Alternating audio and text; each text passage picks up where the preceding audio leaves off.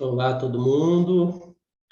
A cada 2 semanas a gente se reúne aqui para estudarmos um parágrafo ou algumas páginas do livro Terapia dos Barbantes. E hoje nós vamos ler a página 32, o primeiro parágrafo. Patrícia, você pode ler para a gente, por favor?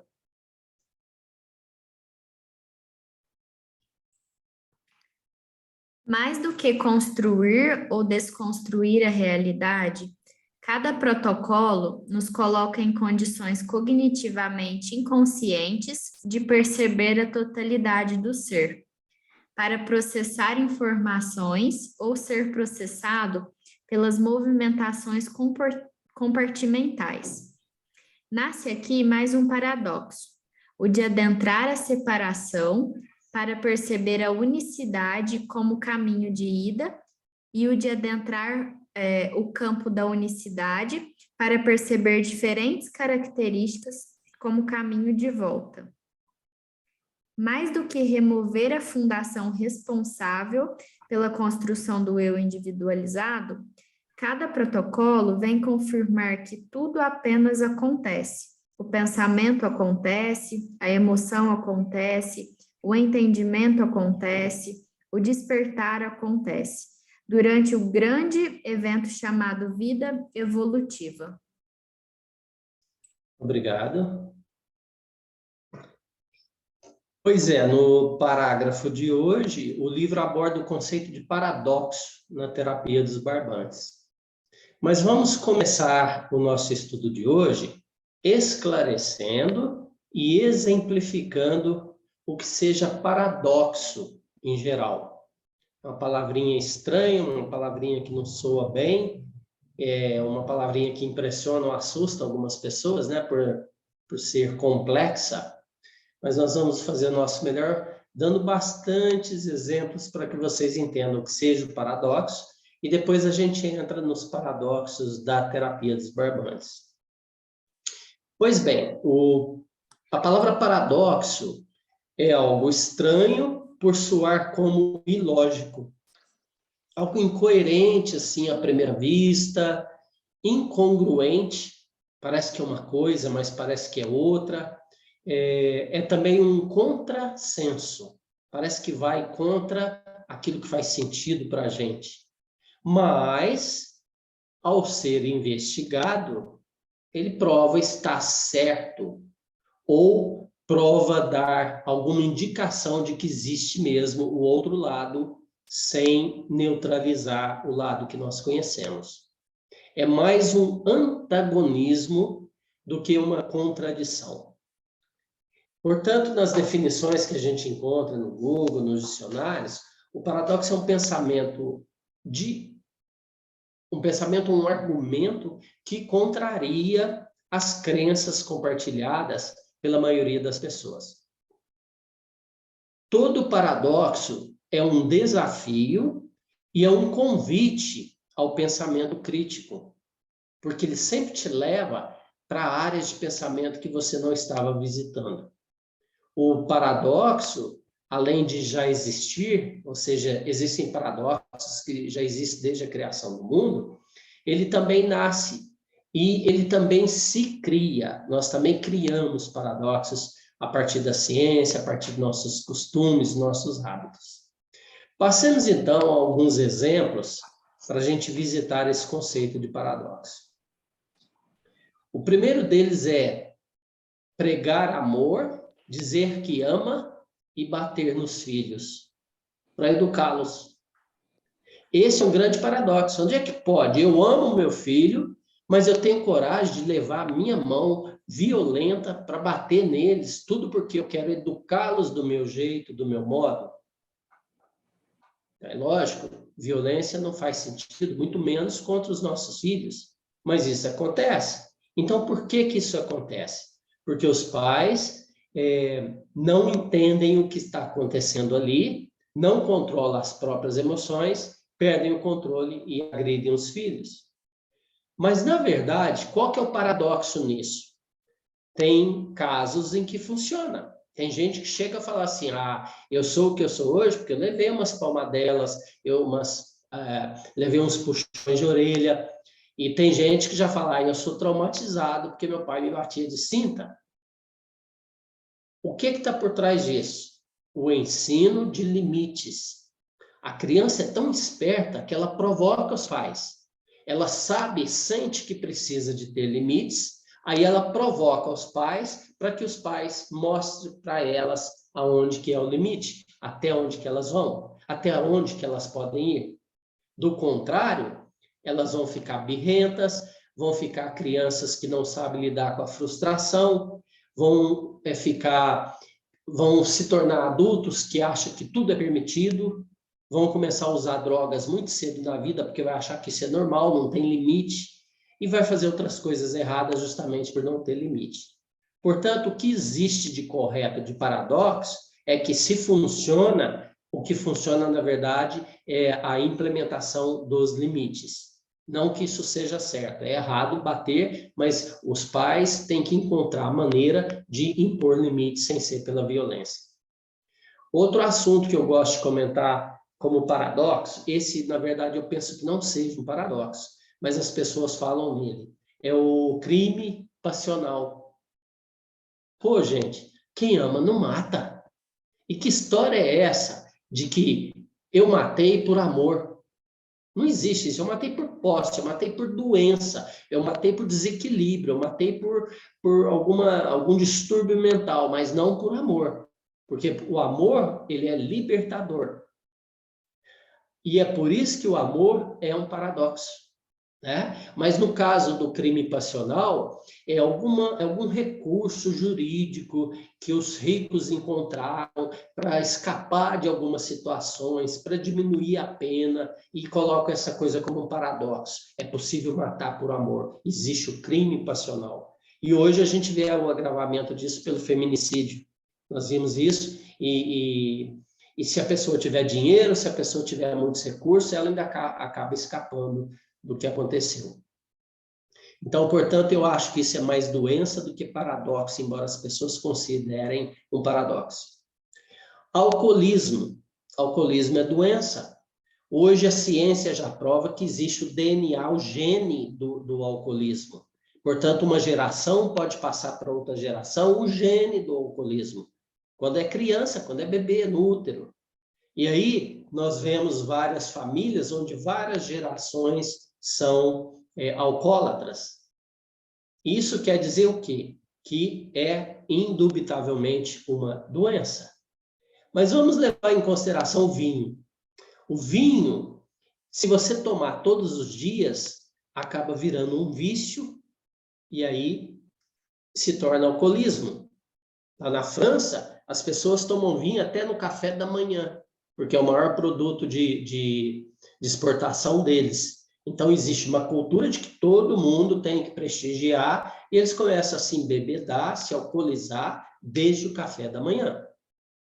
Mas eles não veem isso como um alcoolismo, e é um alcoolismo. Mas, ao mesmo tempo, um copo de vinho ao dia já foi provado por pesquisas que protege as coronárias e o miocárdio. Mas como é que pode? Uma coisa que faz mal, por ser um vício, ela faz bem se for um vício com nome bonitinho. Então, isso é um paradoxo. Outro paradoxo, o tomate. O tomate, ele tem substâncias cancerígenas na casca, além de acumular os agrotóxicos na casca. Então, a casca do tomate causa câncer. Então, você diz, o tomate causa câncer. Mas dentro do tomate, sem a casca, existe uma substância que é anticancerígena, que ajuda a curar o câncer. Olha que contradição ou paradoxo. Tá bom? O silêncio. A gente fala que o silêncio fala mais que 1000 palavras. Como é que o silêncio pode falar se ele não está usando palavras? Não é uma contradição? Mas ele funciona, ele fala mais do que 1000 palavras, a gente sabe disso. Então, o que está aqui para ser questionado é a palavra fala. Por quê? Porque fala para nós deveria ser apenas aquilo que é vocalizado. Você poderia dizer assim que o silêncio comunica mais de 1000 palavras. O silêncio substitui mais de 1000 palavras, mas não que o silêncio fala mais que 1000 palavras. Porque, na verdade, existem outras formas de se comunicar. Através dos gestos, a leitura corporal, através de olhares, não é verdade? Então, tudo isso aqui faz parte desse paradoxo que nós criamos através da linguagem. O planeta Terra, o nosso planeta se chama Terra, mas ele contém mais água do que terra. E por que então? Não é um paradoxo? É um paradoxo que nós criamos dando o nome do nosso planeta de Terra, quando na verdade todos os planetas têm terra e nenhum deles chama Terra, e o nosso tem mais água, no entanto a gente chama de Terra. E eu já estava me perguntando, quem será lá atrás que deu o nome do nosso planeta de Terra? Eu nunca encontrei essa resposta. Outro conceito de paradoxo é a viagem, a máquina do tempo. Os cientistas, os filmes, todo mundo fica tentando criar essa capacidade de viajar na linha do tempo, de ir no passado e no futuro, para a gente conhecer, para a gente revisitar. É um paradoxo? É claro que é. Porque o passado já passou, o passado já acabou. É um paradoxo porque o futuro não foi construído ainda. E aí, segundo a ciência, segundo o sonho de quem quer construir uma máquina do tempo, se você chegar lá até o passado, só de chegar lá ele deixa de ser o passado que ele era, porque agora ele tem um elemento a mais ali, que é você, que é a sua presença, vamos supor que você conseguiu entrar no passado, e aí você já alterou o passado, ele já não é mais o passado que você acreditava ter chegado nele, porque você levou consigo coisas do presente. Então, não pode dizer que você chegou ao passado. Portanto, é um paradoxo. E o futuro? O futuro nem foi construído ainda, como é que você vai chegar lá no futuro? Você vai chegar numa imaginação, numa projeção. Ou, quem sabe, existam universos paralelos, né? E esses universos paralelos tenham outras realidades, e a gente chegando nelas, a gente chama essas outras realidades de futuro, mas continua sendo um paradoxo. Alimentação saudável. Existe isso? A gente sabe que existe a alimentação industrial que não faz bem, tá? Mas tem alimentação que é normal e também não faz bem, que é natural. Eu tinha um amigo que não podia comer arroz integral, arroz que ele ia para o hospital, passava mal. E que é a coisa mais saudável que um arroz integral? Então, não existe alimentação saudável. Cada corpo reage diferente ao mesmo alimento. Então, isso também é um paradoxo. Remédios. A gente toma remédio para quê? Para curar as doenças. Só que o nome, como diz, não é remédio para remediar. Tá? Remediar significa adiar ou eliminar ou encobrir os sintomas. Não quer dizer que você curou a doença. E tanto é que o próprio remédio que você toma para curar uma doença cria outras doenças, gerando efeitos colaterais. Então, não é um paradoxo? Você toma uma coisa para curar uma coisa e, de repente, você cria outras doenças, outras disfunções, outros desequilíbrios. É outro paradoxo da nossa vida moderna. Guerra preventiva. Quem não se lembra de quando os Estados Unidos invadiram o Iraque do Saddam Hussein, e agora a Rússia invadindo a Ucrânia. E qual que é o pretexto que esses dois países tiveram? Eu vou fazer uma ação armada para evitar que a outra parte me ataque. Então, eu vou atacar antes, justificar o meu ataque para que eu não seja atacado. Isso é um paradoxo. E eu lembro que no caso dos Estados Unidos se falava que era pela paz, Como é que eu vou criar uma guerra para garantir a paz? É um paradoxo. Outro paradoxo que eu acho fenomenal é um paradoxo natural. O Nordeste é conhecido pela seca dos sertões. Só que debaixo do Nordeste inteirinho existe um aquífero de águas cristalinas. Bem abaixo dos lençóis freáticos existe um oceano de água doce.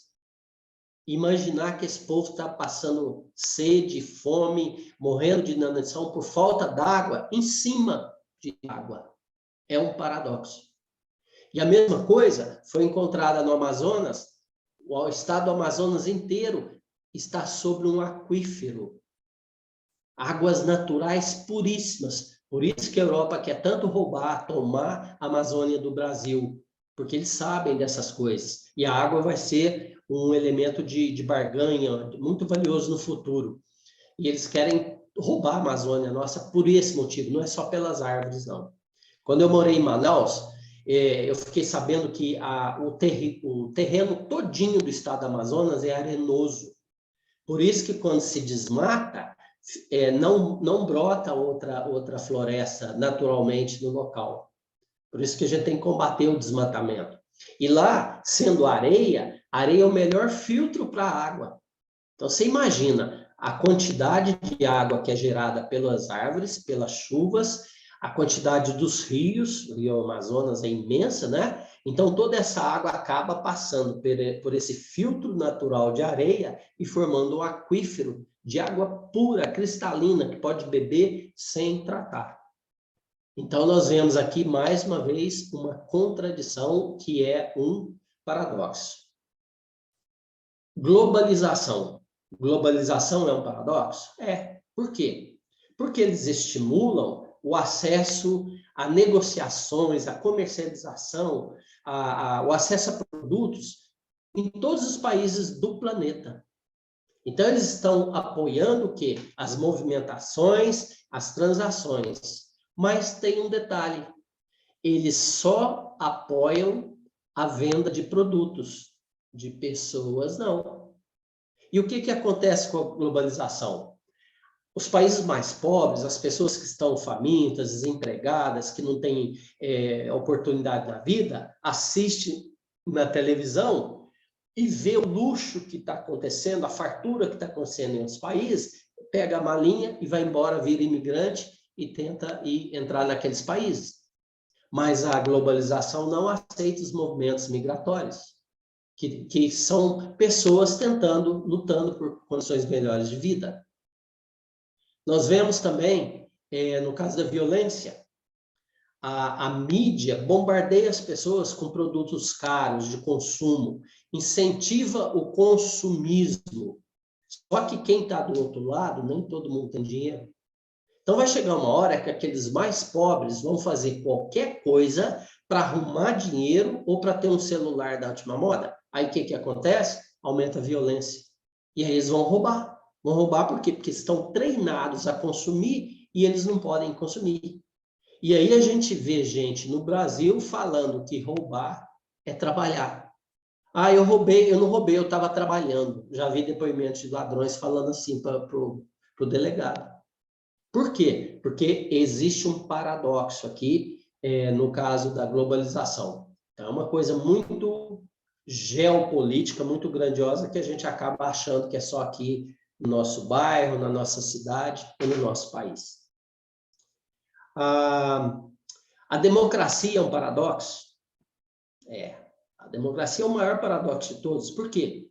Porque eles precisam do voto para eleger pessoas que, no fim das contas, acabam defendendo interesses de grupos poderosos e, às vezes, até contrários aos interesses dos eleitores. E outro lado paradoxal da democracia é que eles que foram eleitos vão criar leis para os outros e essas leis não valem para eles mesmos, sendo que eles vieram do povo, eles são pessoas, são povo também. Então você fala assim, tinha que acabar a classe política. Aí entra outro paradoxo. Os políticos, mesmo sendo esse mal necessário, eles precisam existir, porque sozinha a sociedade não se organiza. Aí vira anarquia, cada um rouba de quem quiser, faz o que quiser, mata, estupra, aborta, faz o que quiser, ou seja, é uma anarquia geral, porque a sociedade não sabe se organizar sozinha.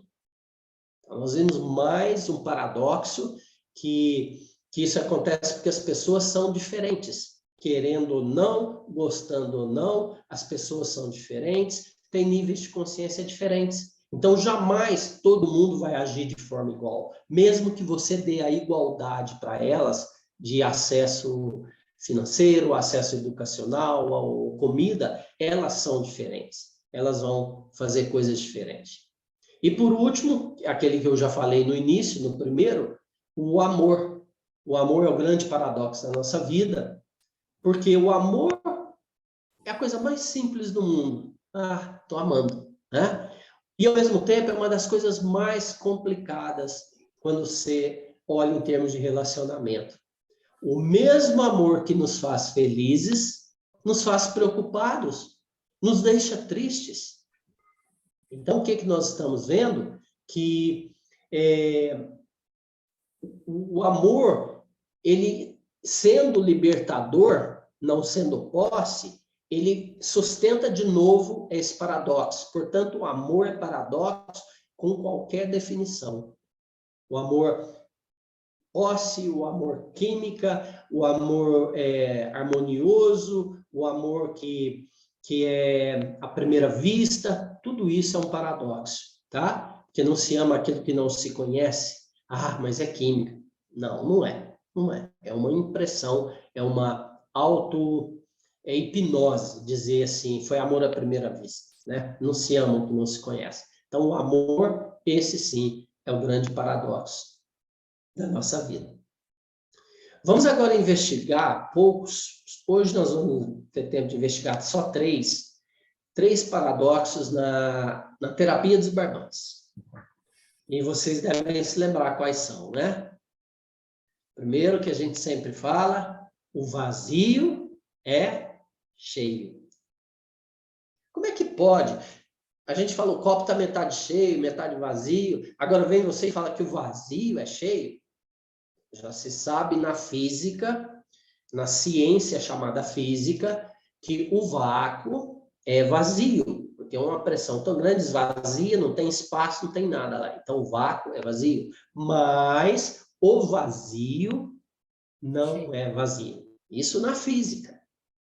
E aí, de repente, na terapia dos barbantes, a gente descobre que o vazio é cheio de energias. E como energia é mensagem, como mensagem é comunicação, a mensagem pode ser comunicada, pode ser levada de um lugar para outro, ao entrar em contato com essas movimentações dos barbantes, o vazio se aproveita do silêncio para enviar mensagens sem passar pelo racional, na forma de novas percepções. Como a mente racional está em repouso para que os outros aspectos do cérebro, da mente, também se manifestem, o conteúdo liberado vai chegar até o cliente na forma de símbolos e de insights. E eles vão ser digeridos, vão ser absorvidos, e mais tarde, no final da sessão, nós vamos ter um entendimento sobre eles durante a fase de ressignificação. Esse é o primeiro paradoxo da terapia dos barbantes. Qual é o segundo paradoxo? É a base da teoria, do corpo teórico da terapia dos barbantes. Nós não somos pessoas, nós somos processos. Mas espera aí, eu sou o João, eu sou a Maria, eu sou a Patrícia, eu sou o Leco. O que significa isso? E se eu não sou pessoa? Não, eu continuo sendo um processo. Mas esse processo está se percebendo como individualizado, como indivíduo. Nós precisamos, sim, da pessoa, do self, para quê? Para processar as informações. Mas nós percebemos e aprendemos a vivenciar na terapia dos barbantes que são os processos já existentes, estão lá no universo e estão disponíveis tanto no universo, quanto na nossa vida, quanto no campo energético. São esses processos que constroem e desconstroem o que nós chamamos de realidade ou de destino.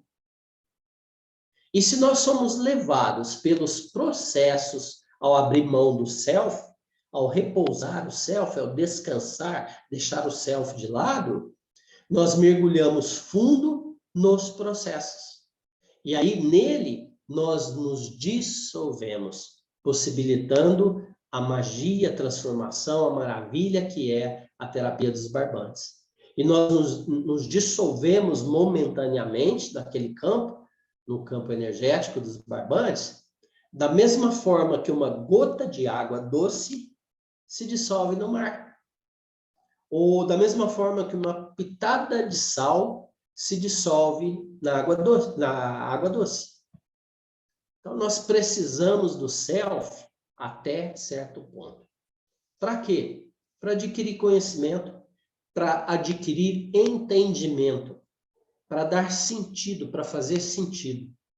Tudo o que é bom, tudo que é elogiado pelas pessoas, é porque para elas fez sentido, dentro do caos que elas possuíam anteriormente ao acesso àquilo. Então, imagina, eu tenho um nível de consciência desse tamanhozinho. Aí vem alguém me dá um espaço de conhecimento desse tamanho, o dobro. Eu vou achar que aquilo é tudo. Eu vou achar que aquilo é o máximo, porque foi maior do que o meu entendimento. E eu vou me identificar com aquilo. E eu vou acreditar que aquilo está me adicionando, está me trazendo consciência, quando na verdade não, está me trazendo apenas entendimento e está fazendo sentido para mim. É por isso que existe a hipnose, é por isso que existe as influências, as manipulações. Por quê? Porque a pessoa confunde esse entendimento com consciência. Ela acha que isso é verdade. Aquilo que ela acessou é verdade. Quando, na verdade, é só o entendimento. E aí, nós precisamos desse self para abraçar a consciência dentro de um outro espaço, que é o espaço que a gente chama de unicidade. Então, agora chega o nosso terceiro paradoxo na terapia dos barbantes, que é o conceito de, ao entrar no campo energético dos barbantes, eu vou entrar num campo energético de unicidade. Como é que eu vou entrar lá, se eu estou aqui, o terapeuta está ali na minha frente, eu vou sair, vou voltar para minha casa, o terapeuta vai para a casa dele ou para a casa dela? Que história de unicidade é essa? Então, vamos pensar em termos de matemática. Se o número 1 é 1 e o número 2 é 2, nós só conseguimos admitir que juntos eles podem se tornar o 12 ou 21. Mas, na verdade, isso é só uma união de números. Eu ponho um número do lado do outro.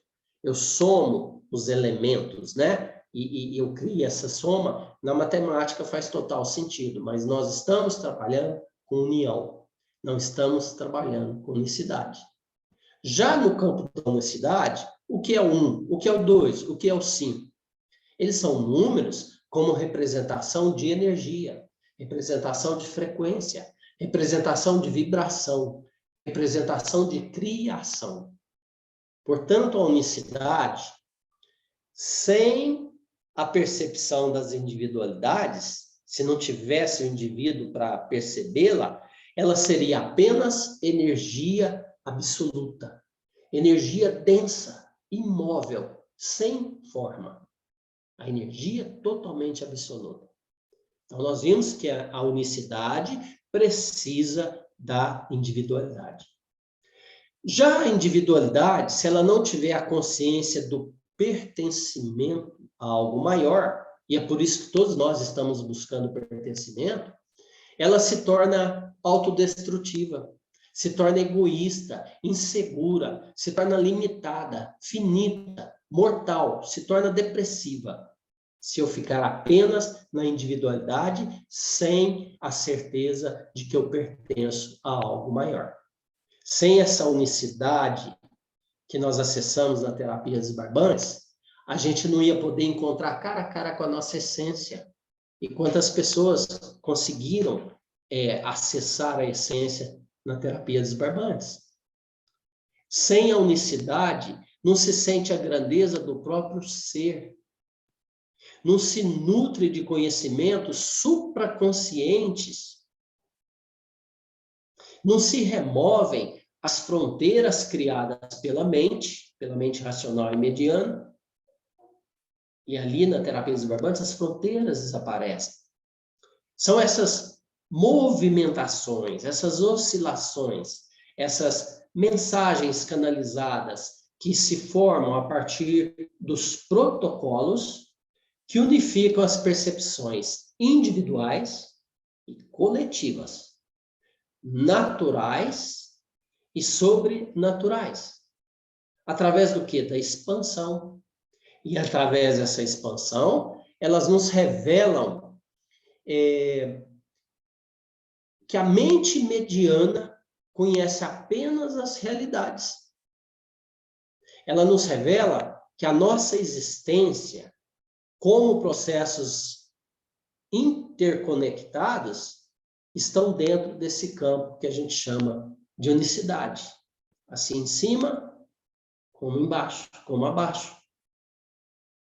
Engraçado, existe uma semelhança entre os neurônios atuantes dentro do cérebro, formando sinapses, contatos, jogando aquela eletricidade, passando uma informação de um dendrito para o outro, e lá no universo também acontece isso. E nós seríamos, então, essa ponta de neurônios no corpo do universo. E os processos conscientes ou inconscientes, por onde passa essa consciência suprema, tanto na existência quanto na não existência do universo, refletem o que se passa aqui a nível do nosso cérebro, mostrando que está tudo interconectado, que nós somos parte de algo muito maior. E é por isso que o parágrafo de hoje nos lembra de que o pensamento acontece. A emoção, acontece. O entendimento acontece. Você já notou que você explica uma coisa para a pessoa e ela não entende? Porque não é a sua explicação que vai levá-la ao entendimento. O entendimento tem que chegar, tem que fazer sentido para ela, somando tudo que ela já viveu, tudo que ela já pensou, tudo que ela já ouviu, e você acha que é só a sua argumentação. Então, o entendimento acontece. A expansão acontece. Tanto é que há muitas pessoas que nunca passaram por experiências assim, entram no barbante e já entram no processo de expansão. Então, a expansão acontece. O processo acontece? Ele está acontecendo o tempo inteirinho. Todos os processos estão acontecendo e fluindo o tempo inteiro. E tudo isso acontece dentro do quê? Dentro dessa interconectividade, dessa interconexão existente no campo energético, chamamos de unicidade. Não é preciso nem é sábio chamar os pensamentos de seus. Não precisa chamar as emoções de minhas emoções. Elas acontecem.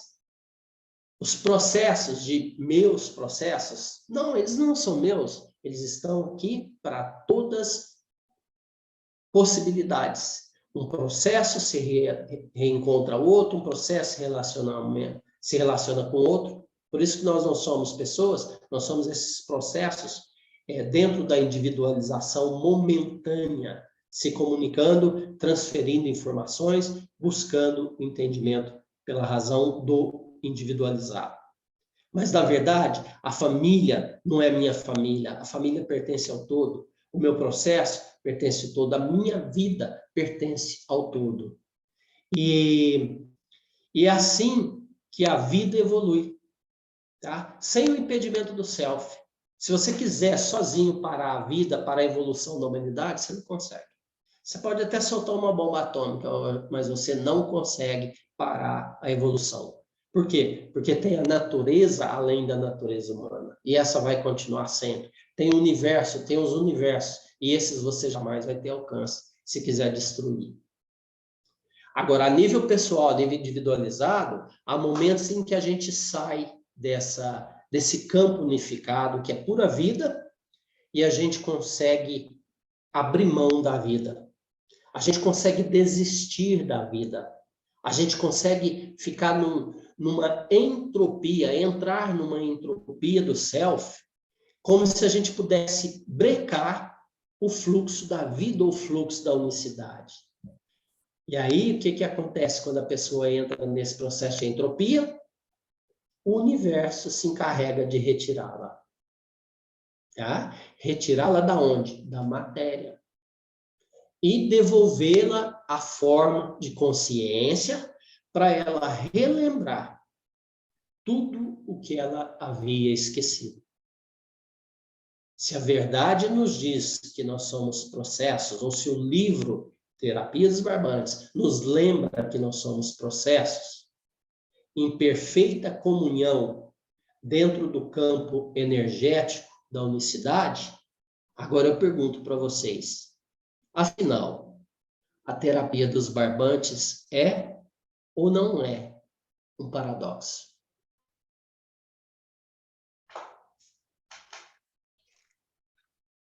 Tremendo paradoxo.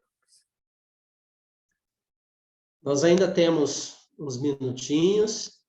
Eu gostaria de ouvir de algum de vocês, se você lembrou de algum paradoxo que eu não mencionei aqui, ou se a sua vida tem sido um paradoxo, ou se a sua experiência com a terapia dos barbantes tem sido um paradoxo, ou se a vida dos clientes, os conflitos que os clientes trazem para você nas sessões como terapeuta dos barbantes, se eles têm se mostrado um paradoxo. Quem gostaria de compartilhar, fique à vontade.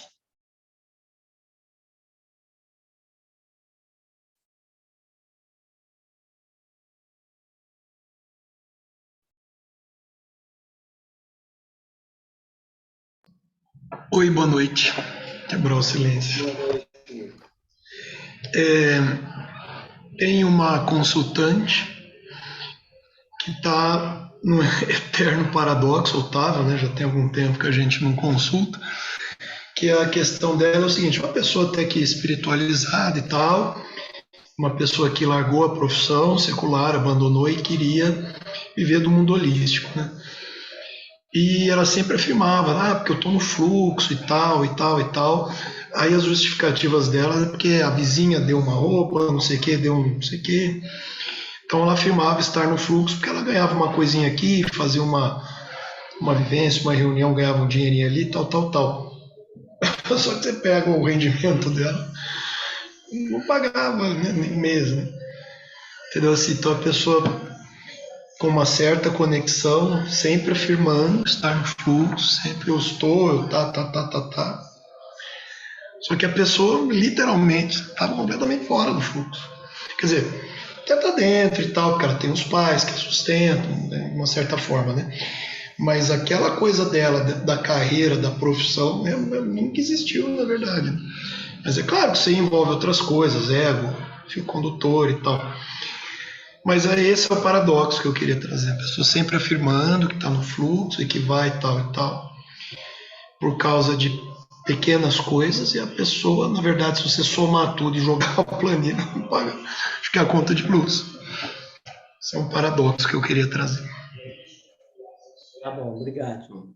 Eu vou fazer um comentário.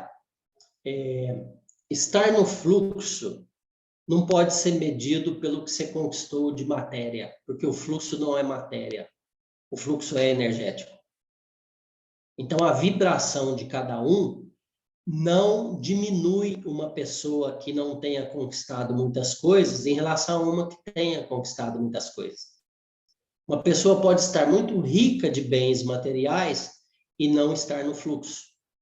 Uma pessoa pode estar no fluxo do universo e não estar tomando posse, ou não estar criando apego a coisas materiais. Então, quando você entra no fluxo, muita coisa perde o sentido. Inclusive, a posse de coisas materiais parece que já não tem tanto impacto na sua vida. Você começa a filtrar aquilo que é importante para você, aquilo que não é. Agora, o que você tem que ver é se a pessoa que diz estar no fluxo, se ela está reclamando de escassez, se ela está com a mentalidade de escassez e se ela não está feliz com esse momento. Aí sim, ela não está no fluxo e pode estar se enganando estar no fluxo. O fato de você ser espiritualizado não garante que você está no fluxo. Você pode estar se apegando a uma corrente de pensamento, a uma corrente de doutrina, uma corrente doutrinária, a um bloco de pensamento além do corpo, e você acredita então que aquilo está te colocando no fluxo. Não, você está dentro de uma casinha. Existem pessoas dentro de uma casinha da espiritualidade. Tá? Por exemplo, Baby Consuelo. Todo mundo conhece a Baby Consuelo. Ela nunca sai daquilo ali. Há 70 anos atrás, ela estava falando e fazendo as coisas que ela faz hoje. Então, o que você vê aí? Se não houve evolução, ela está dentro de uma casinha espiritual, chamando isso de espiritualidade. Então, para você ser espiritual, a primeira coisa que você tem que observar é o quanto você está fluindo por coisas que vão além do corpo, que vão além da matéria. Aí você pode se chamar de espiritual, espiritualista ou espiritualizado.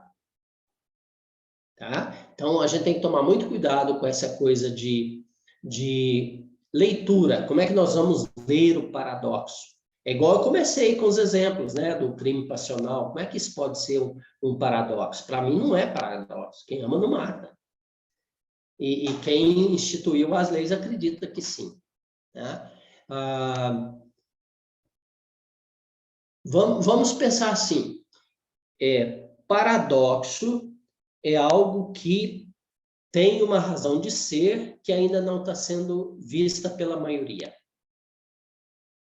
Tá? Então, se tem muita gente que acha que essa pessoa não está no fluxo, mas de repente ela está feliz porque ela sente que ela está no fluxo e ela mede esse estar no fluxo pelas experiências que ela tem, pelo ser e não pelo ter, aí se torna um paradoxo.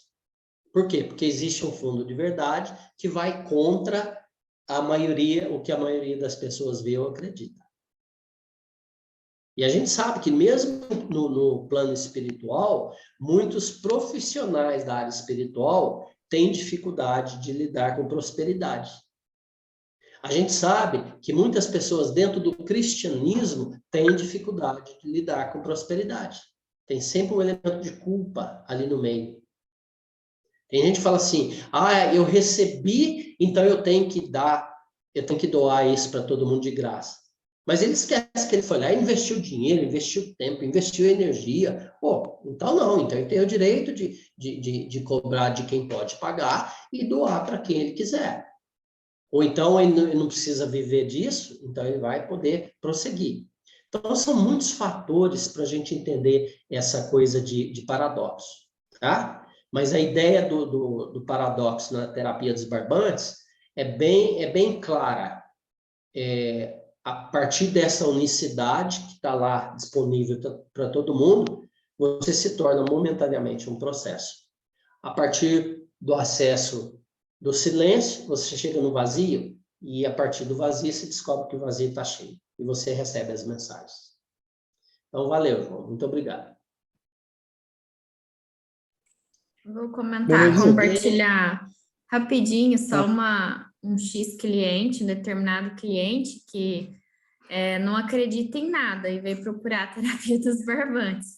E não acredita que Deus existe, não acredita em nada.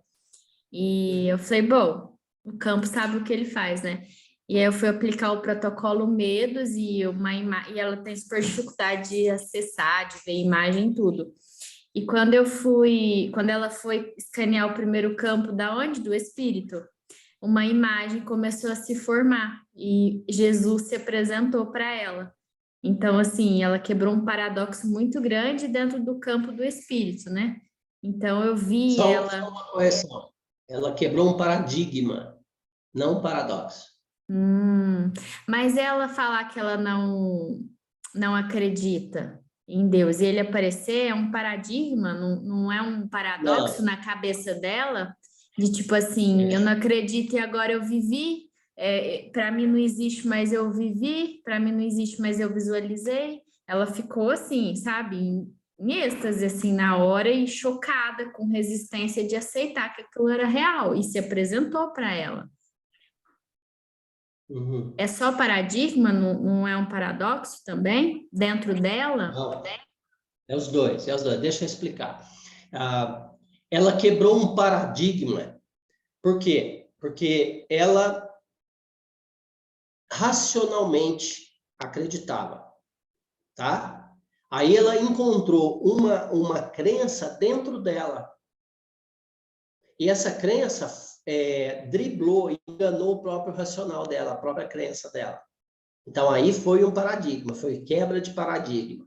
Como é que pode? Eu vim num lugar que não é nem uma religião, que não é nem um centro espírita, que não é nada ligado à espiritualidade, mas que é uma terapia, né? Um processo terapêutico, e aí eu quebro esse paradigma lá dentro. Agora, o que você explicou, sim, aí, sob o ponto de vista dela, foi um paradoxo. Como é que pode uma pessoa que acredita que algo não existe vivenciar algo com alguém que ela nega? Isso é um paradoxo, tá? Mas aí a gente está vendo novamente que quem está determinando o ateísmo dela é apenas uma crença. E crença vem de fora. Quem disse que toda crença é verdadeira? Nem toda crença é verdadeira. Toda crença é um filtro. Seja para o bem ou para o mal, seja para Deus existe ou para Deus não existe, ela é um filtro. E aí, a quebra de paradigma dela foi experimentar algo que não depende da crença dela. Então, aí é uma quebra de paradigma. Como é que eu posso experimentar algo que eu não acredito? Mas o paradoxo é esse, sim. Uma pessoa que entra na terapia dos barbantes, mesmo sendo ateu ou ateia, ela pode ter uma experiência espiritual. Esse é o paradoxo. Então, foi bom o seu exemplo, porque deu os dois, né? O paradigma e o paradoxo. São duas palavras parecidas e que confundem as pessoas. Mas muito obrigado pelo exemplo.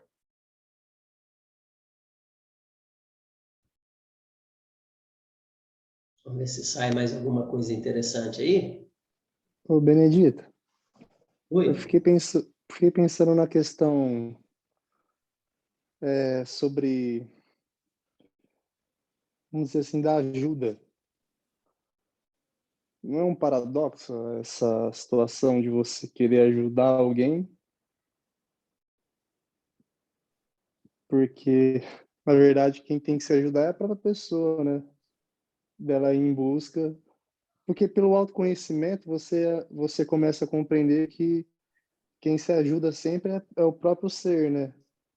Então, a ajuda, de repente, se ela vem numa situação em que aí se torna uma muleta para quem está sendo ajudado. Então, não se torna um paradoxo? Você lembra que no comecinho da sua fala você falou assim, isso teria que ser, tem que ser assim, tem que ser a pessoa que tem que se ajudar? Uhum. Toda vez que você diz tem que, implica numa crença, Uhum. tá? Então, a partir daquele momento, essa crença vai ditar a sua percepção e a sua percepção vai ditar o seu comportamento, a sua atitude, Uhum. o seu entendimento sobre aquele assunto. E lembra que a gente fala que existem pontos de vista? Nesse Sim. momento, você viu um ponto de vista. A pessoa tem que se ajudar. Tem pessoas que precisam ser ajudadas. Tem pessoas que não precisam ser ajudadas e ainda aceitam ajuda. A gente chama isso de abuso. Não é assim? Então, são vários pontos de vista. Sim. Agora, o que você disse é o mesmo da autocura, é o mesmo da cura. As nossas células, elas têm um princípio de autocura. A gente nasce, a célula quer viver, quer se curar, mas a nossa mente atrapalha, a nossa alimentação atrapalha, o ambiente atrapalha, mas ela quer viver. Ela quer viver tudo o que ela tem direito. E ela se compromete a passar as mensagens para as outras células, e as células vão reproduzindo, ou seja, a vida é um processo contínuo. Mas a gente tenta interromper esse processo entrando em entropia. Mas o ajudar, você também já deve ter notado que, ou ter falado isso assim, nossa, eu queria tanto ajudar uma pessoa, eu fui ajudar uma pessoa e de repente ela que me ajudou. Uhum. Mas é mais um ponto de vista. Há momentos em que eu vou tentar ajudar e eu acabo sendo ajudado. Então, o que é ajuda, se não uma troca? Tá? O que não pode é ter um ego aqui no meio falando assim, eu ajudei fulano. Aí é o ego. Não, Uhum. houve troca entre nós de informações, a gente trocou figurinha, a gente trocou energia, a gente trocou conhecimento e algo aconteceu como subproduto, como fruto dessa troca. Agora, existe o ajudar como uma expressão de amor. Um ajudar sem interesse. Tá? Então, esse ajudar ele é valioso, válido, pela sua intenção. Se a intenção for pura, for reta, né? Se houver retidão. Agora, se essa ajuda for por interesse, aí já perde o seu valor. Uhum. Tá?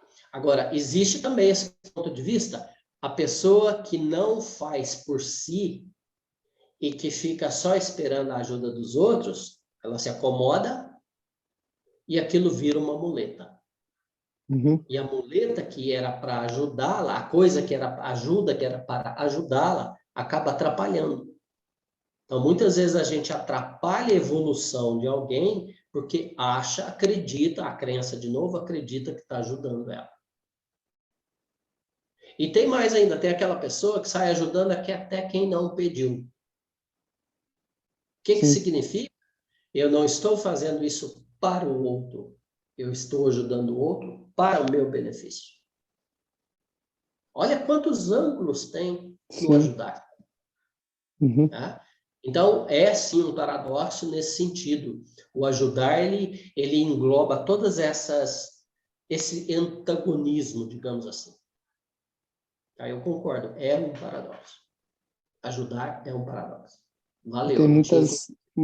muitas linhas de percepção, né? Que envolvem, né? Valeu, Leco. Obrigadão aí. Valeu.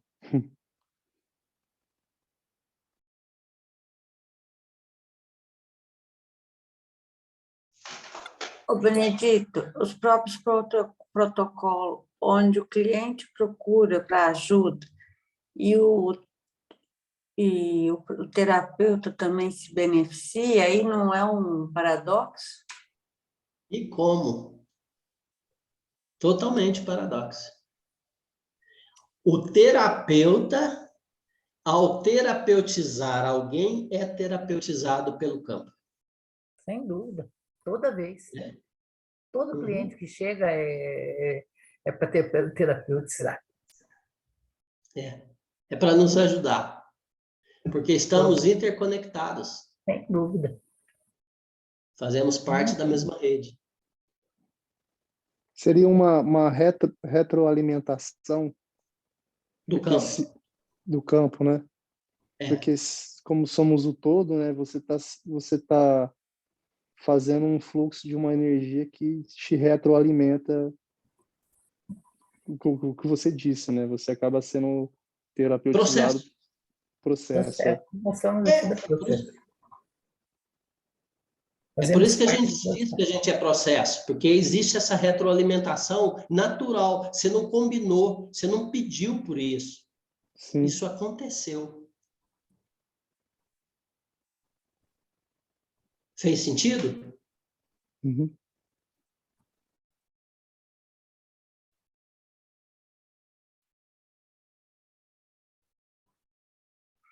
Mais algum?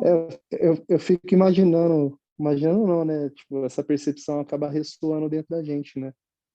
É, é, grandes avatares, né? Assim, tipo Jesus, Buda, o tamanho do campo, né? De energia, porque a ação era sempre momentânea, 24 horas, né? Assim, né? Aquela situação de você fazer para si mesmo, porque tinha um entendimento de que é todo, então tudo que eu faço em prol de mim mesmo, em prol do todo. Então ficava esse circuito, né, constante, esse fluxo constante, né, e cada vez expandindo mais, essa energia ganhando uma potência, né, é quântico isso, né, de você fazer isso. Cada vez que você faz, você vai fazendo mais, você vai fazendo mais, você vai expandindo mais e você vai fico assim encantado, né, com de quando ressoa isso em mim, e imaginar, já começa a ressoar, falando, nossa, que coisa fantástica, né, esse universo. Uhum. E aí o despertar passa a ser outro paradoxo, né? É, Você concorda que é um paradoxo? sim, bastante. Hum.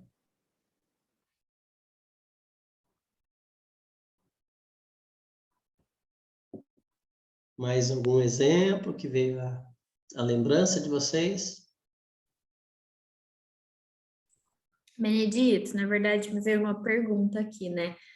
Às vezes nós ali, como terapeutas, a gente recebe informações do campo, a gente acessa informações do campo também, mas a gente sente o momento que até onde a gente pode ir com aquela pessoa terapeuticamente, até onde ela está pronta para ressignificar, para tomar consciência. O próprio campo faz isso, mas tem informações que não é toda sessão, é algumas vezes acontece de vir essa informação até nós, e aí a gente já sente automaticamente, opa, não é o momento disso ainda, deixa chegar através dela, deixa ela chegar nesse entendimento, né? De certa forma, isso também não é um paradoxo? Eu diria que se você está sendo terapeutizada pelo campo, há coisas que vão chegar só para você.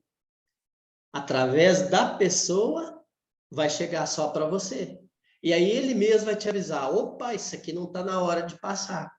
Você vai sentir, vai ter intuição. Mas aquilo era importante para o teu nível de consciência. Sabe por quê? Porque ali na frente você vai encontrar mais pessoas ou mais situações semelhantes, e aí você vai fluir com mais tranquilidade. Ó, essas coisas eu não preciso passar. Eu não preciso passar para frente tudo que eu ouvi, tudo que eu senti, tudo que eu vi, porque eu também, como terapeuta, estou sendo terapeutizado. Isso é lucidez, tá? Então, essa lucidez, ela aumenta à medida que você aumenta o seu nível de consciência. E quando você aumenta o seu nível de consciência, você vê mais coisas. Agora, não quer dizer que porque você viu, tem que compartilhar 100%. É interessante isso, que parece que quando o campo percebe que você está tendo essa lucidez, ele te traz mais informações.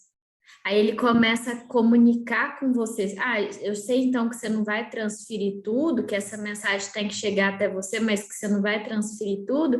Então eu estou te trazendo mais informações, né? Que é o processo que eu tenho vivenciado, de visualizar as coisas, de vir as frases, de vir as mensagens. Eu achei que isso ia demorar muito mais, né?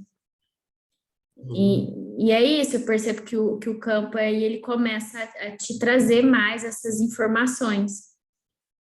E aí você se sente confiante de ir até onde você pode ir e você sabe muito bem até onde você pode ir, fica muito claro isso. Para o campo também, né? O campo vai tornando você um canal mais limpo, cada vez mais limpo, para acessar mais e mais informações vitais. É um processo muito bonito, é uma autopercepção de conexão profunda com o campo. Quando você consegue reter aquele conhecimento, porque você entendeu que é para você, que não é para o cliente, embora tenha vindo pelo cliente. É igual a sabedoria de quem sabe lutar uma arte marcial e diante de uma situação de perigo, ela não usa o que ela sabe. Ela vai além e sabe sair da situação sem usar os recursos que ela tem. Ela não precisa exibir, não precisa dar um showzinho ali, quebrar o inimigo. Ah, ela quebra com a sabedoria, com a inteligência, com o silêncio. Ah, então, é a mesma coisa. O bonito da evolução é quando você tem uma ferramenta e você não fere o outro. Tá? Porque imagina, se eu passar uma coisa que a pessoa não está pronta para receber, eu estarei ferindo essa pessoa, estarei ferindo a segurança dela, estarei ferindo o medo dela, estarei ferindo toda a energia psíquica que ela guardou esse segredo durante muito tempo, eu estarei quebrando, ferindo o segredo dela. Tá? Em outras palavras, eu percebi que a pessoa foi abusada. Eu vou falar para ela que ela foi abusada, que eu recebi isso no campo? De jeito nenhum. Nunca. Nunca. Isso tem que vir dela, tem que vir do cliente. Tá? Então, foi muito bom a gente ter abordado esse assunto, que vale para todos os terapeutas. Se as informações me chegam, eu tenho que saber recebê-las. Eu não tenho que simplesmente passar. Eu não sou uma torneira aberta, eu sou uma torneira consciente. E a minha consciência, o meu nível de consciência é que vai determinar o que eu vou colocar na ressignificação ou o que eu não vou colocar. E a própria pessoa vai me ajudar, ela vai dar indicações de qual é o nível de consciência dela para aquele momento, para aquele assunto que está sendo abordado. Porque nós temos níveis de consciência diferentes para diversos assuntos. É que, na verdade, essa informação também que chega até nós, terapeutas, ela é como se fosse uma ferramenta, não para eu chegar e falar para o cliente, porque tem que vir dele, né, certas questões no tempo dele, mas ela nos ajuda a que a gente consiga... como que não sei se eu posso expressar dessa forma, mas é como se a gente estivesse jogando luz no caminho do cliente, trazendo perguntas que pode ser que ele vai acessar essa resposta. Aí, se ele estiver pronto, a resposta vai vir para ele, ou não, ou vai vir de uma outra forma, porque não está na hora. Mas essas informações nos ajudam na investigação, de ajudar o cliente a ver mais... ter mais percepções, né, de si, da situação, sem que a gente passe daquela forma que não é para ser passada. Isso, e vocês se lembram também daquilo que a gente ensina, a diferença entre autoconhecimento e consciência. Então, de repente, o meu cliente ainda está no nível de consciência de obter autoconhecimento. Então, não adianta eu querer que ele eleve a consciência, que ele cresça de consciência rapidamente, porque não é o momento dele ainda. Ele ainda precisa do autoconhecimento. E esse autoconhecimento vai vir de uma análise sozinha, ele com ele, ela com ela, vai vir de um insight, vai vir de uma nova situação que o campo vai colocar para ela lá fora depois da sessão. São muitos fatores, né, que estão relacionados ao processo individual da pessoa, porque o campo continua acompanhando a pessoa, né? O campo é unificado, ele sabe tudo. E aí, à medida que ela for se ajustando, crescendo no autoconhecimento, ela vai se aproximando da abertura de receber uma consciência maior. E aí, como os processos já existem e acontecem, e ela é processo, aí ela atrai por outro processo. Aí vem passando um outro processo, ela vai lá, encosta naquele outro processo. E ela se transforma. Então, essa transformação ela é silenciosa, mas é constante. Longe dos nossos olhos terapeutas, ela também acontece. O cliente não cresce só dentro do consultório. Ele cresce lá fora. É igual a Diksha, né? A Diksha, a gente pensa que a energia tá passando e na hora que eu ponho a mão. Não é. Na hora que eu tiro a mão é que começa a Diksha. E a gente fica lá querendo ficar meia hora lá, né? Achando que é isso que vai determinar a experiência da pessoa. E não é. Às vezes, com 1 minuto de Diksha, ela tem uma experiência tão profunda quanto com 10 minutos. É a mesma coisa. A energia trabalha por frequência. O universo entende a linguagem da frequência. Ele não passa pelo nosso racional.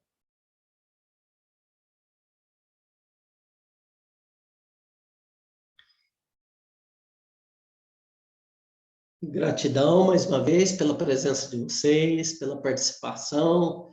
Espero que a gente tenha alguma sementinha, algum pensamento para desenvolver, para refletir sobre isso que a gente fez hoje, sobre isso que a gente abordou, que a gente continue crescendo em consciência e que a gente consiga entender os paradoxos que a vida nos lança, nos coloca perto de nós, para que a gente continue quebrando paradigmas, porque quebrar um paradigma é quebrar uma crença, e que a gente esteja sempre acima desse entendimento racional. Que a gente consiga calar o racional para que a consciência converse mais com a gente. Para que a consciência nos entregue mais conhecimento, mais consciência, mais informação, e o nosso processo continua crescendo, evoluindo, desenvolvendo. Porque o que a gente faz por nós, a gente faz pelo campo. O que a gente faz pelo cliente, a gente faz pelo campo. Por isso que Jesus falava, o que fizeres ao menor dos pequeninos é a mim que o fazeis. É a mesma coisa, tá? O que a gente faz para uma pessoa é para o campo. Tenham isso em mente, porque o que é verdade para Jesus é verdade para mim também. Até a próxima. Uma boa semana e um bom mês para todo mundo. Abraço a todos. Boa noite, pessoal. Falou, boa noite. Gente, Boa noite a todos. Boa noite. Tchau, tchau.